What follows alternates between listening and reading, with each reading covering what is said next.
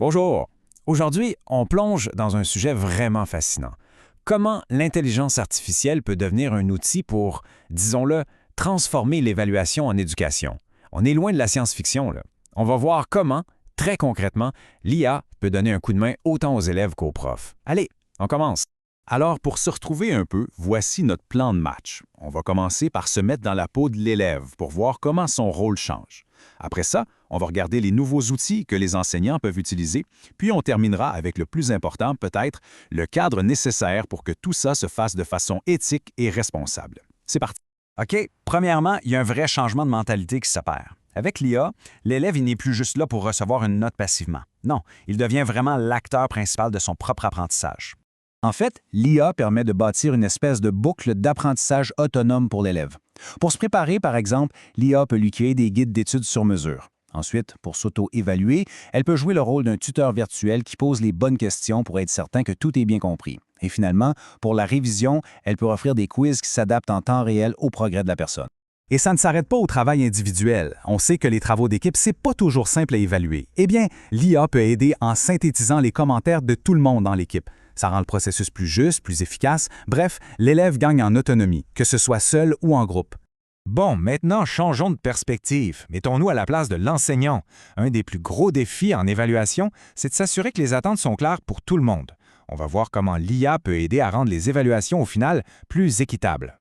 Cette question-là, elle illustre parfaitement le problème. Comment on fait pour définir de façon objective la qualité d'un travail?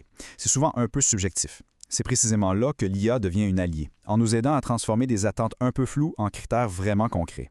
Imaginez la différence. D'un côté, on a des critères parfois vagues, comme on en voit dans les grilles traditionnelles. De l'autre, des critères super précis, mesurables, qui ont été clarifiés avec l'aide de l'IA. Le gain est évident. Chaque élève sait exactement ce qu'on attend de lui. Ça mène à une évaluation beaucoup plus juste pour tout le monde.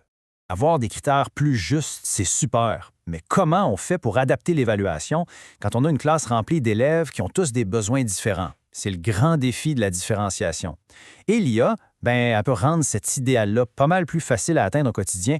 L'IA peut proposer plein de stratégies. Par exemple, elle peut suggérer à un élève de montrer ce qu'il a compris avec un texte, mais à un autre avec un schéma ou une présentation orale. Elle peut aussi ajuster la difficulté d'un problème mathématique ou encore créer des scénarios qui parlent vraiment aux jeunes, qui sont plus authentiques. Et ça va même plus loin. L'IA a une capacité d'analyse assez impressionnante. Elle peut regarder les résultats des élèves et identifier des petits groupes qui ont les mêmes défis. Mais elle ne fait pas que pointer le problème, non. Elle va aussi suggérer des pistes de solutions, des stratégies de remédiation ciblées pour les aider. On arrive maintenant à un des points les plus prometteurs de l'IA en évaluation, la rétroaction. On le sait, un bon commentaire, donné au bon moment, ça peut faire toute la différence dans l'apprentissage. Et quand on parle de rétroaction avec l'IA, on ne parle pas juste de corriger automatiquement des choix de réponse. Pour des travaux plus complexes, elle peut repérer des erreurs qui reviennent souvent chez un élève et lui donner des conseils vraiment personnalisés. L'IA peut même aider le prof à améliorer ses propres questions d'évaluation pour qu'elles soient encore plus claires. On le voit bien, l'IA n'est pas là pour remplacer l'enseignant. C'est plus comme un copilote. Cette section, elle se concentre sur comment l'IA peut alléger la charge de planification et même aider à la réflexion professionnelle. Prenons un exemple concret. La planification d'une SAE, une situation d'apprentissage et d'évaluation.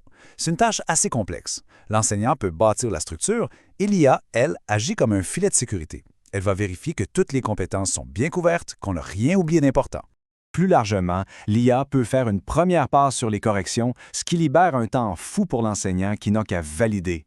Elle peut aussi devenir un outil pour réfléchir à sa propre pratique en aidant le prof à analyser ses grilles pour s'assurer qu'elles sont bien alignées avec ses objectifs. C'est sûr que toutes ces possibilités sont vraiment intéressantes, mais on ne peut pas utiliser des outils aussi puissants n'importe comment. Il est donc temps de se poser les questions essentielles, autant sur le plan éthique que pratique. La première question à se poser, c'est la base. D'où viennent nos outils? Faire le choix d'utiliser des logiciels libres développés de façon éthique, c'est une considération super importante. Ensuite, il faut penser à la maturité numérique. Tous les outils ne sont pas adaptés à tous les âges. Il faut se demander clairement à partir de quel âge un élève est prêt à utiliser ces technologies de manière sécuritaire. La responsabilité, elle n'est pas juste sur les épaules de l'enseignant. L'école, l'institution a un rôle majeur à jouer. Elle doit fournir une plateforme qui est fiable, sécuritaire et la même pour tout le monde. Et on termine avec l'enjeu qui est peut-être le plus critique, la protection des données. Les informations sur l'apprentissage des élèves, c'est extrêmement sensible. C'est absolument non négociable de s'assurer que leur vie privée est protégée à 100 %. Donc, au bout du compte, le message clé y est assez clair. L'intégration de l'IA en éducation, ce n'est pas une question de remplacer l'humain. C'est plutôt la création d'un partenariat où l'expertise du prof est augmentée et appuyée par les capacités de la technologie. On termine avec cette question qui reste ouverte. L'IA en évaluation, est-ce que c'est une menace ou est-ce que c'est une opportunité incroyable de réinventer nos façons de faire? Au fond, la réponse, elle va dépendre des choix qu'on va faire tous ensemble. Merci beaucoup.